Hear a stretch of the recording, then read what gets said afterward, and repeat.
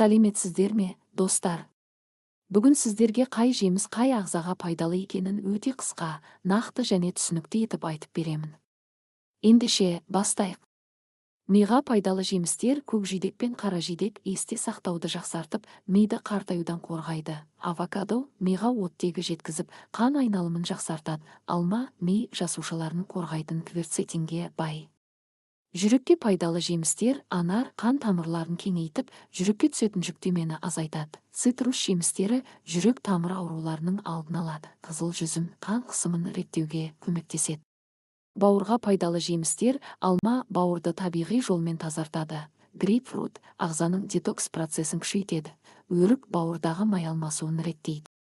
Өкпеге пайдалы жемістер алмұрт өкпені қабынудан қорғайды. Жүзім өкпенің жұмысын жеңілдетеді. Киви тыныс жолдарының қабынуын азайтады.